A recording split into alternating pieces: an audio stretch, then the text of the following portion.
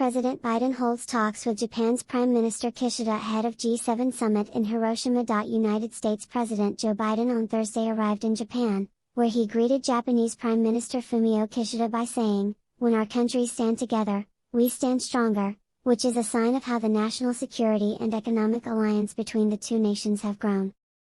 The U.S. President began his statement by noting that Kishida had stated during a January Washington visit that the countries are facing one of the most complex security environments in coming years.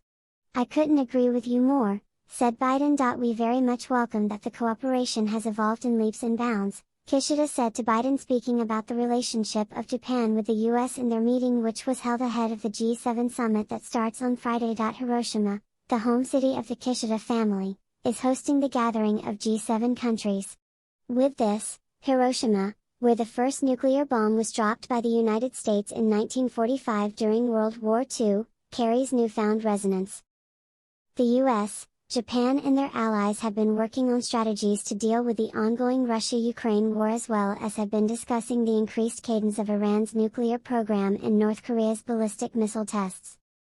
Biden is taking part in the series of discussions while parallelly managing the issue of the debt limit in the United States. The president decided to cut short his trip, which was earlier supposed to be 8 days long, so that he can return to Washington at the earliest and avoid any catastrophic default in June, which could ripple the global economy. Russia-Ukraine war to be discussed in G7, White House. White House National Security Advisor Jake Sullivan said that the invasion of Russia looms large, and it will be a significant issue of discussion during the G7 meetings.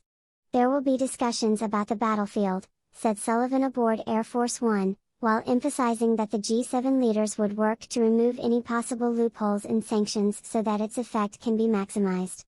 "There'll be discussions about the state of play on sanctions and the steps that the G7 will collectively commit to on enforcement in particular," he said. Sullivan stated that Biden and Kishida are aiming towards advancing their relationship, which has progressed at a good speed in the last 2 years in every dimension, whether it's the military dimension of the alliance, the economic dimension, the recently concluded agreement on clean energy, the work we're doing together on economic security.